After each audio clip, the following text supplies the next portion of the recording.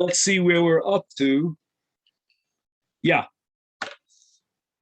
We're now up to the Mishnah on the bottom of Tzadi Dalid Amid Aleph.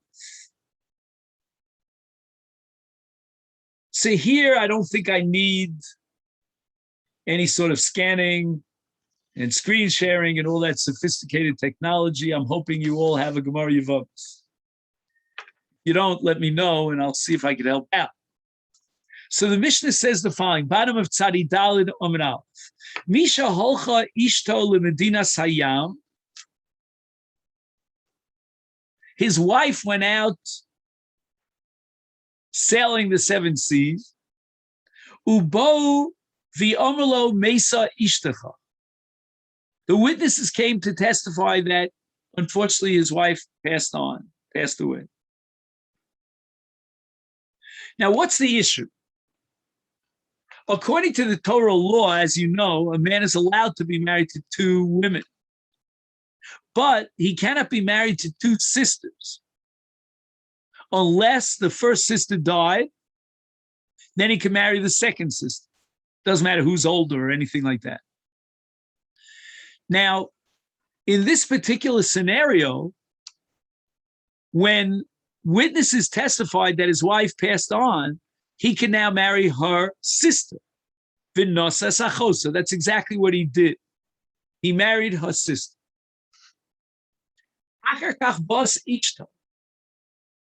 The witnesses were either perjuring themselves or they made a mistake. They were in error. And lo and behold, his first wife, we'll call her Leah, is alive and well. And he had just married her sister, Rachel. Now, the issue here is whether or not we should impose a knas, a penalty, and force this man to give his wife, who's now alive, I mean, she was always alive, but now we found out she's alive, Leah, a get. And the Mishnah says, Muteres lachzor lo. We could resume the marriage between, we'll call him Reuven, and Leah. And we're not going to say that since he went ahead and he married Rachel, he now has to divorce his wife Leah. We don't recognize the marriage to Rachel at all. And that's because Achos Ishto is a chiyuv kares. So a marriage to an erva of kares is not a valid marriage. So in effect, he's only married to Leah. He's not married to Rachel. And if he's not married to Rachel, then the question becomes, could he marry Rachel's daughter? You're not allowed to marry the daughter of your wife, bas ishto. The Mishnah says, umuter bekrovas hashniya. He's allowed to marry the daughter of Rachel because he was never married to Rachel. We thought he was married to Rachel because we relied on the false testimony or the incorrect testimony regarding the death of Leah. Now that we set the record straight, and we know that he's married to Leah, but not to Rachel, and the marriage to Rachel could not be a valid, recognized marriage because it's achos ishto, which is an erva. Therefore, he's allowed to marry Rachel's daughter. And it's not bas ishto. Ushnia, muteres bikrovosa. And now the Mishnah goes on and tells us that this second wife, who's not a wife at all, namely Rachel, is allowed to marry the son of Reuven, her ex-husband. Again, it's not really her ex-husband because Rachel, was never married to Reuven. We thought she was, but she wasn't married to him, and therefore she's allowed to marry his son.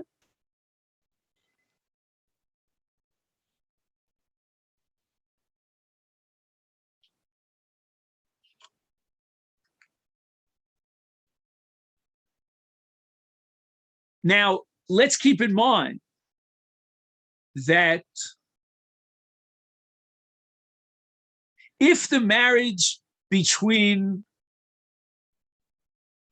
Reuven and Rachel was valid, again, it's not valid, so I just want you to understand the chiddush of the Mishnah. Had we recognized the marriage between Reuven and Rachel, then Reuven's son, we'll call him Chanoch, would not be allowed to be married to Rachel because of what's called Ishes Aviv. You are not allowed to marry the wife of your father. Even though Chanoch is not biologically related to Rachel in any way, in any shape or form, because she was married into the family. There's no biological relationship between Chanoch and Rachel. So that again, if the marriage relationship between Reuven and Rachel would be recognized as a valid relationship, then clearly there would be no possibility of a marriage between Chanoch ben Reuven and Rachel, because that would be a violation of another erva called Eshes Aviv. Clear? But again, the Mishnah is telling me that Chanoch is allowed to get married to Rachel because Rachel is not Eshes Aviv. She was never married to his father, the Chanoch's father, Reuven, because of the erva of Achos Ishta. Then the Mishnah continues, V'im Mesa Rishona,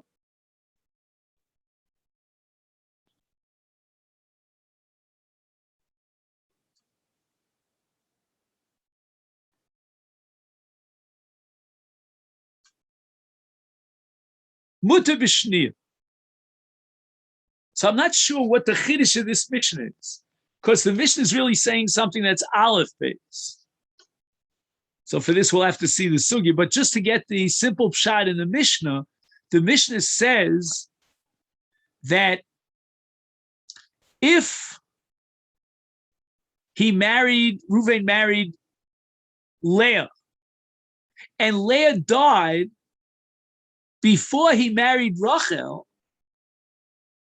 then he's allowed to marry Rachel.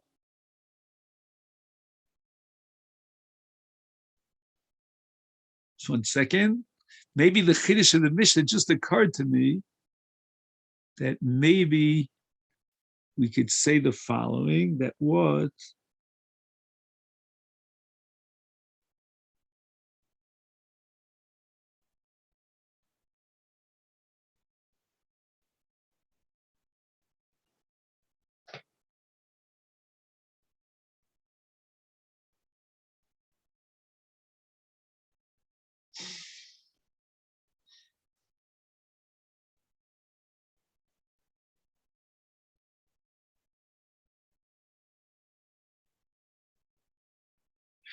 again, I'm not exactly sure if what I'm telling you is correct, but let me just throw it out as an idea. The very moment that Reuven marries Leah, Rachel, the sister of Leah, gets the status of Achos Ishta, which means that she's an erva in her relationship to Reuven, insofar as the fact that Reuven's married to her sister Leah. So Rachel already had a status of an erva. Now Leah dies, that status of erva is removed. It's a very unique halacha within the constellation of arayos. Normally, in all arayos, with the exception of this one, the Mishnah at the beginning of Masechet Yevamot lists 15 categories of arayos. In 14 out of the 15, once a woman is an erva, she remains an erva, even if she's only an erva as a result of a marriage relationship, and that marriage terminates with either death or gerushin, the erva status remains even after death. So, for example, if a woman is married to Shimon, Ruvain's brother, then with the exception of a case of Yibum, Ruvain is never, ever allowed to marry the wife of his brother, that's called Eshes Achiv, even after his brother dies. Once an Erva, always an Erva.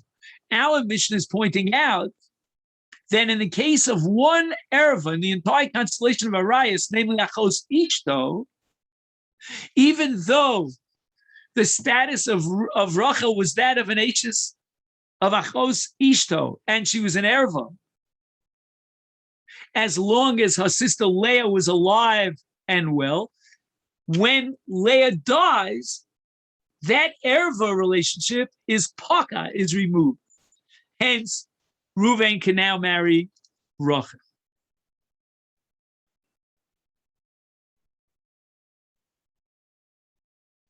So that's called Mesa Rishona, Mutter B'Shnia.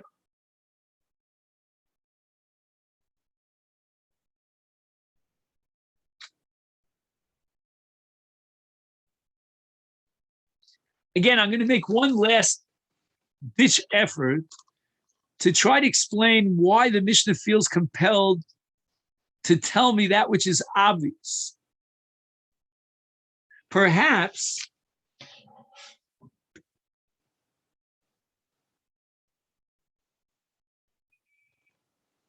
we could say the following.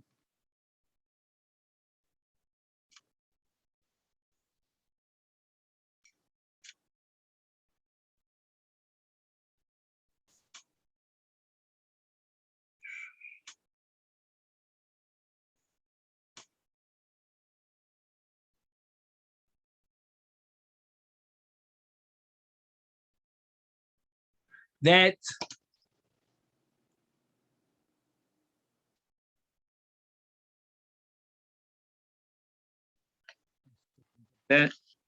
just want to see.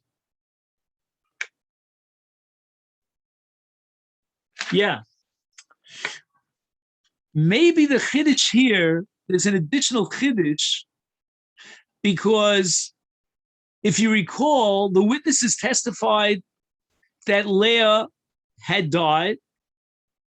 Turns out to be a bluff. But in the meantime, Reuven went ahead and he married Rachel.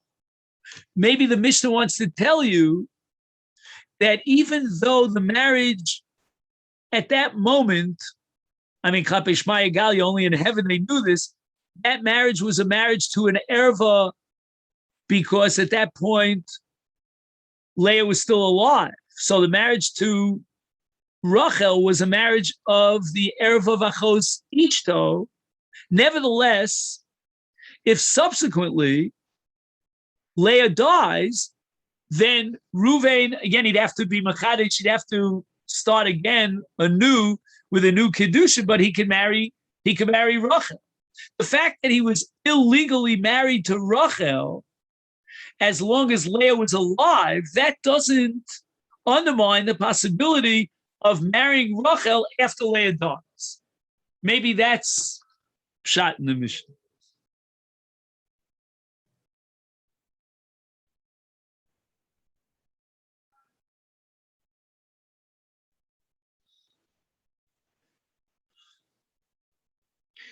John, do you have a Masifta?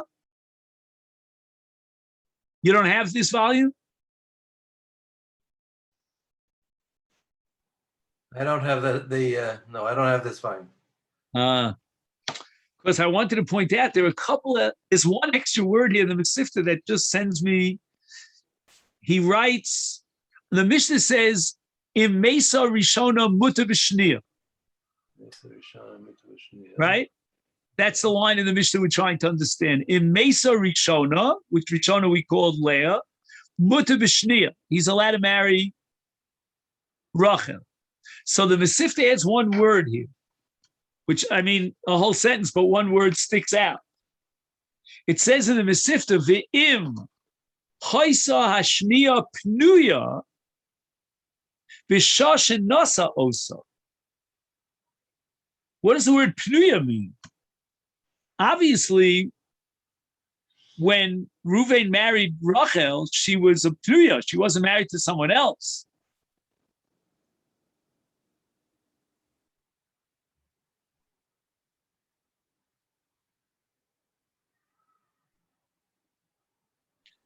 So I don't know. He tells you to look in the second Tosfos here on Daf Tzadi Daled Amud Beis, but we didn't get up to that Tosfos yet. So maybe we'll be able to figure this out when we get up to that Tosfos. Let's go on in the Mishnah. Okay.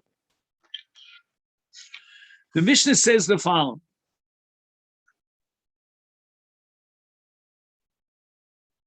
Amru lo Mesa Ishta.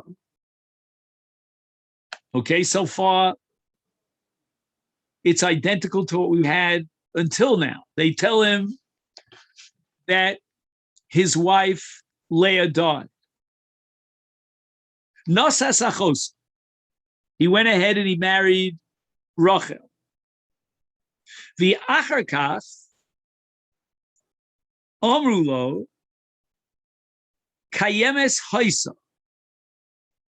That when you married Rachel, Leah was still alive.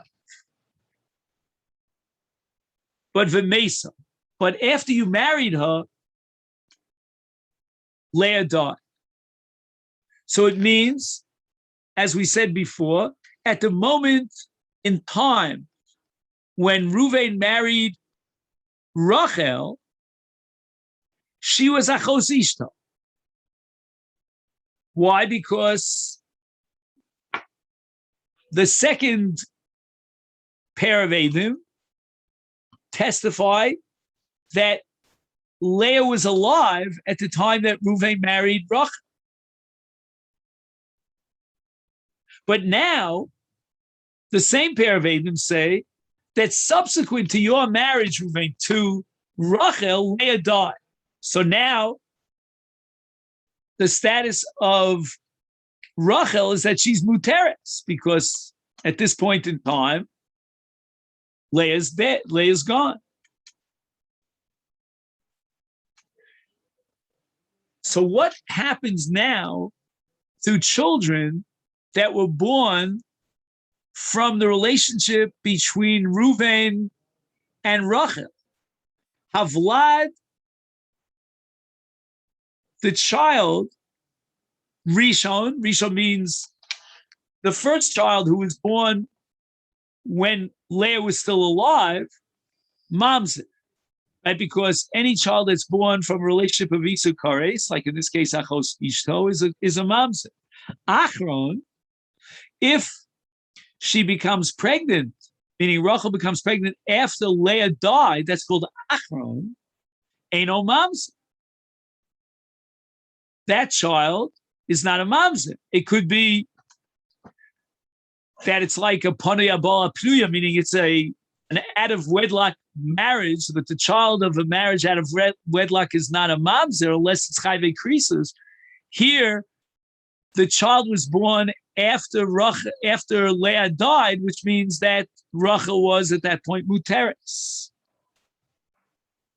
However, Rabbi Yossi Omer, kol sheposel al yidei acherim, posel al yidei atzmo.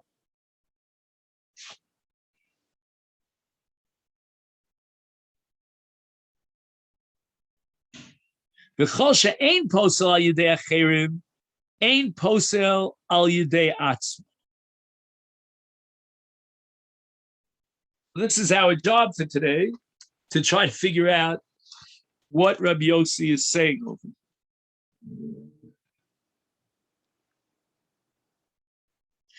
Kol shehabal posel al yidei acherim,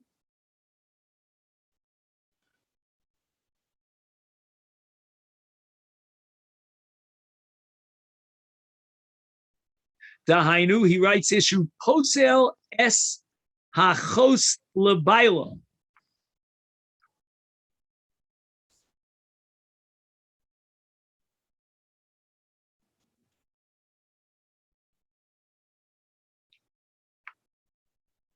Uposel es hachos bibiosok shenosol salpi eid echad temes al harishon.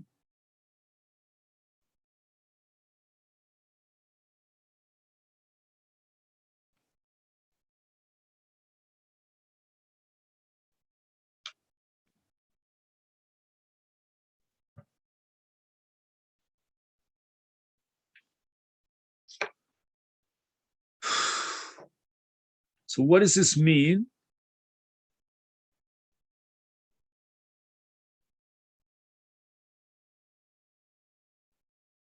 Sheyomru shenisa lo kidin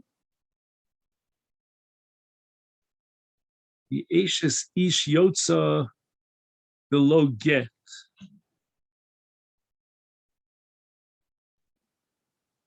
It seems to me that what's happening here, if I understand correctly,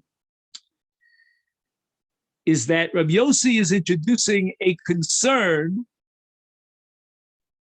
that if we allow Rachel to just walk out of this marriage scot-free without a get, when the Eidim testify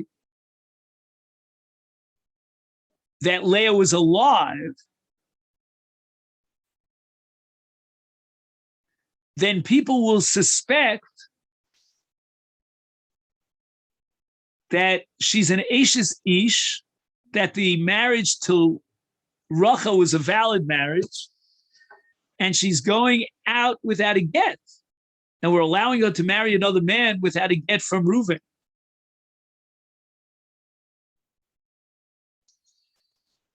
I'll read to you this line. He writes, Rabbi Yossi Choshesh Sheyomru, that the spectators will mistakenly think Nisa lo kidin, that the marriage between Reuven and Rachel was a valid marriage. And she, therefore she's an Eishasi Sheyotze below get, and therefore Tzrichulosa get mimen. The Chachamim will require, according to Rabbi Yossi, before they allow Rachel to get married, to receive a get from Reuven, because we have to avoid the problem that people will think that if Rachel did not get divorced from Reuven, she's an HSC Sheyotze below get. Now, the very moment that the Chachamim require a get from Reuven to Rachel, it will mean that if Rachel would marry someone else after the get from Reuven, she can never go back to Reuven because it's machzir grushaso liachar shenises. So you're following the logic here.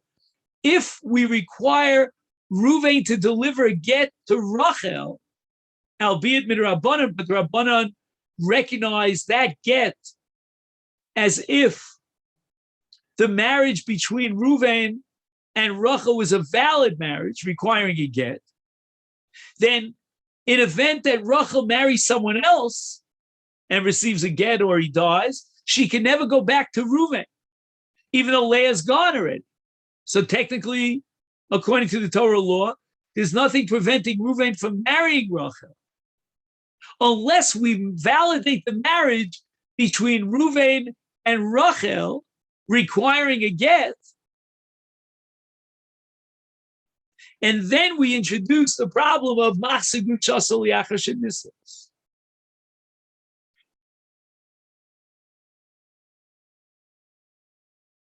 The only question is how to fit this into the words of Rabbi Yossi in the Mishnah.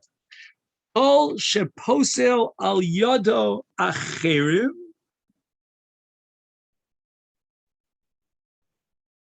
posel al yedei atzmo.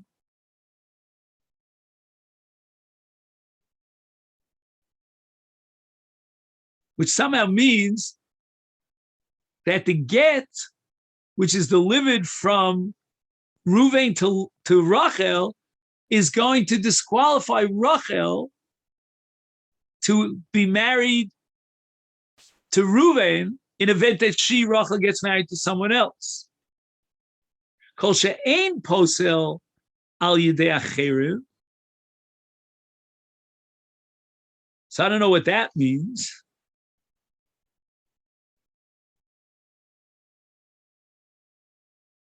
Is eino posel al yidei atzmo, meaning that he can remarry. Okay, so that part we'll have to see the Gemara inside.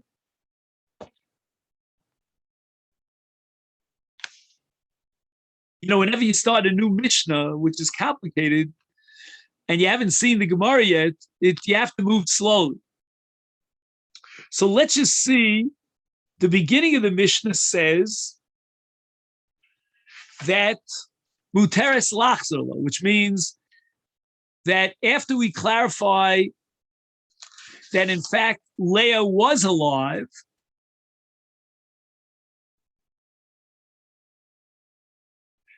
then the marriage between Reuven and Rachel is invalid, and it does not generate any erva status regarding Leah, meaning muteres lachzor lo. We can reinstitute the marriage. Not reinstitute, I don't know what word to use, but we can go back to the state of the marriage between Reuven and Leah. The afal gav,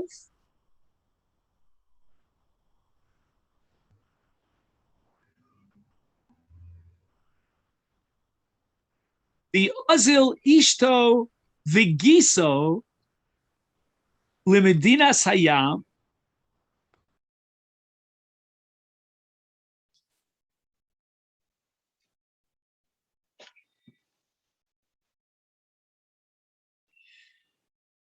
Now we have another case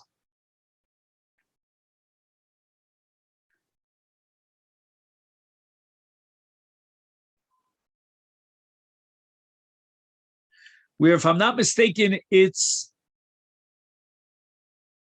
Rachel who went ahead and married someone else. Who went ahead? It says, Afagavdi Ozil Ishto Begiso Lemedina Sayam.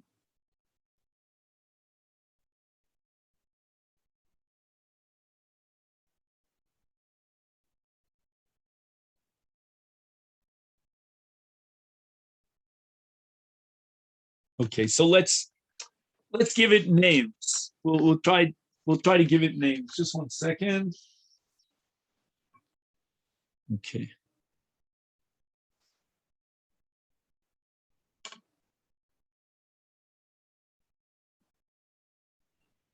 We have Rachel and Leah as sisters.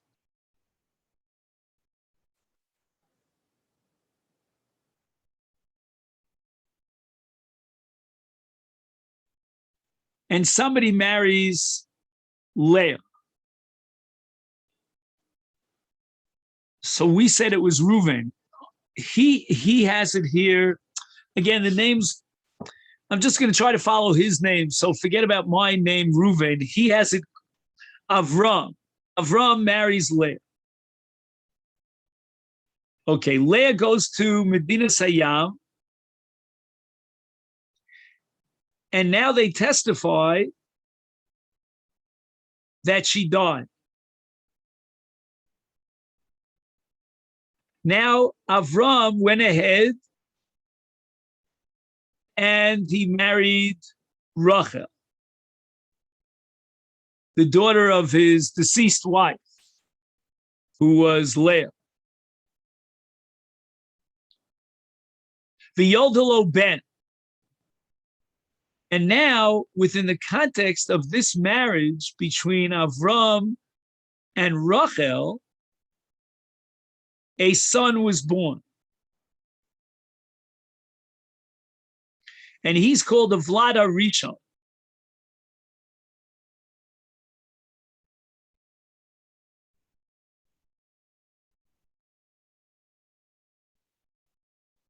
Okay, now we find out that at the time that Avram married Rachel and had a son, Leah was still alive.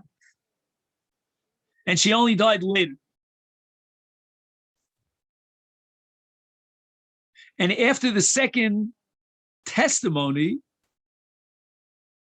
Rachel gave birth in her relationship with Avram to a second son. So the Vlad Arishon, we said, was born at the time that Leah was still alive. He's a mamzer. The Vlad Achron, who was born afterwards, is not a mamzer. Fine.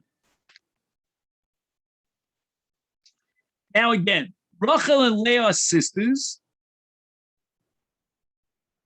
And now we have a case where Nasa Avram es Rachel, the Yitzchak, Nasas Leah. Okay, so two people, they're not related to each other, Avram and Yitzchak, they're not father and son, marry two sisters. Avram is married to Rachel, Yitzchak is married to Leah. Holcha Rachel ishto shel Avram lemedina sayam. So Avram's wife Rachel goes out to the seven seas.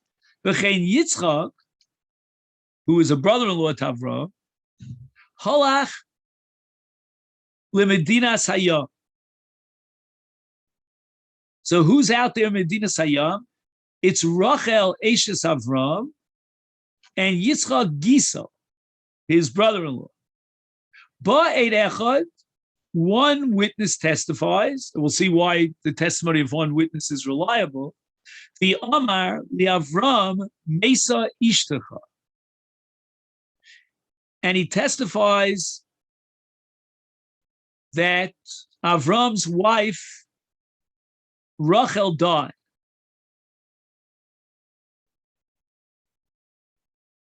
Now Yitzchak is married to Leah. Now the same witness testifies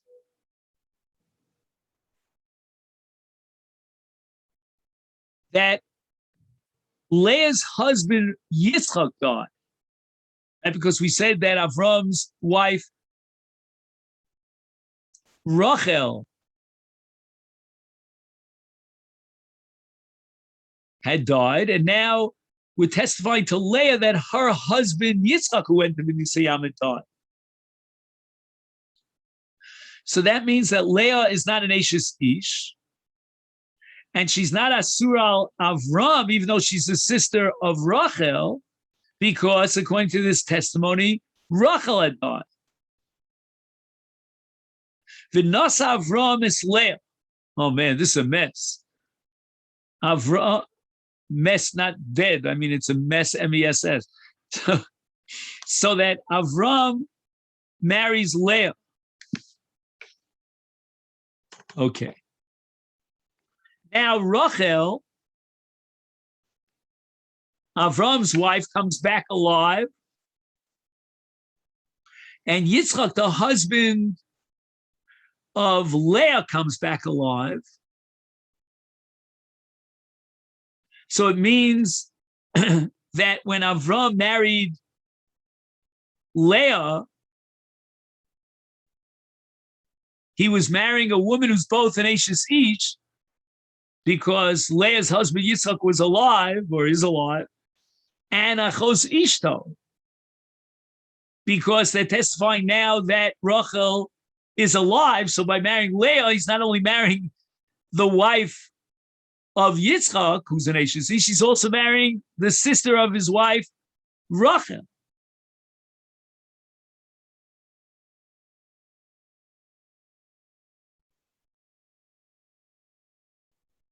Just one sec. Did I get the names right?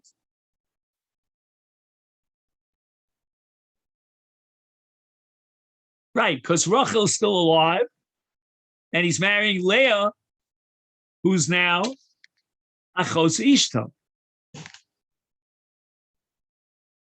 Mashma b'Mishnah, shafilu b'mikre zeh, shel Leah asura lachzor liyitzchak baila. Leah is not allowed to be married to our husband Yitzchak, her first husband, right, our real husband.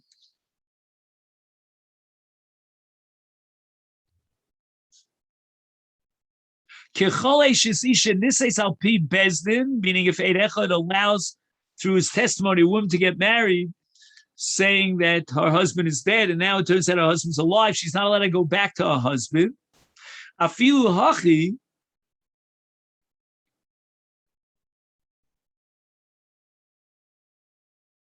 Rachel muteres lachzor liAvram.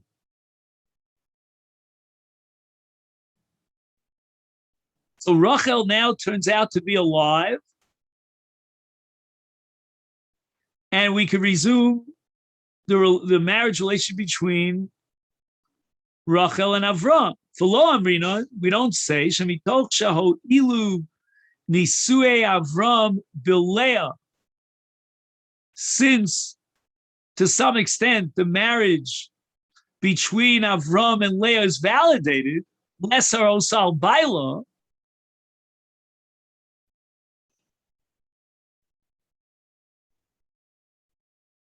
that Leah is not allowed to resume her relationship with Yitzchak, Arei nechsheves ki ishto, v'shuv tia Rachel achosa asura liAvram mishum achos ishto midrabanan. U'medayekes haGemara lema masnisin delo k'Rabbi Akiva, kevon de Rabbi Akiva tzarech Avram loses get lil Leah.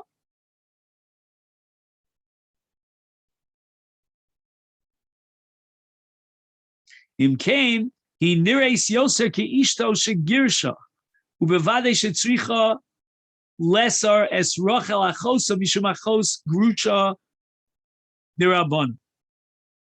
All right, so we didn't get to Rabbi Akiva yet, but that's our next job, so to speak, our next task. So we'll stop here. Let's just make a note.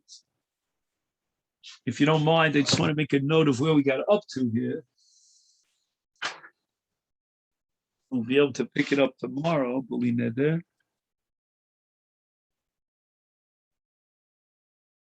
Okay, great. So let me say Shalom Aleichem to Ruven and Rukim Achozim to Don. Yes, I have a basic question that we don't hold by a basic principle of Sfisas Kedushin in these cases. Obviously, Rav Yossi doesn't hold by that. Or what happens when Edom come to testify? The principle of Sfisas Kedushin goes away. I don't think we're saying. I don't. We're not oblivious to the principle that in a case of an erva, there's no tefisas kedushin. That for sure is accurate and is applicable. What we want to know is, are there situations in which, although there's no tefisas kedushin, but there are banon on a rabbinic level, not on a doraisa level, are worried about letting a woman who, in the eyes of the public, was actually married, because we relied on one testimony that she's not an erva. Now it turns out she is an erva, but based on the testimony that we had that she's not an erva, we permitted a marriage to take place. Can we now go ahead and ignore that marriage, allow her to remarry without a get? Or should we say that at least on a Drabbana level, we have to be concerned with the fact that since we let her get married, in the eyes of the public, it looks like it's a valid marriage. So again, we're not talking about a real bona fide tfisas kedushin in a case of an erva. That's impossible. But we're talking about validating a marriage on a Drabbana level to require a get and the implications thereof, because of the fact that the onlooker mistakenly thinks that since she got the green light, the license from the Rabbanon, from the Bezdin, to get married, therefore it's a valid marriage. But it's not a valid marriage. But we're going to invent a fictitious marriage in order to avoid a situation where people will say, wait a minute, she was married, and how could she get married without a get? That's a Drabbon. I see. Okay. All right, hopefully, it's going to take a while. It's, Rome wasn't built in a day. We have to really, this is a whole new sugya. It's not in any way connected to the other Gemaras that we learned. So we have to get our feet wet slowly. All right, then? Very good. Okay, And cool. your Wednesday share is on this. Yeah, well, Wednesday night, I'll just tell you. Are you finishing? Yes. Just give me a second here to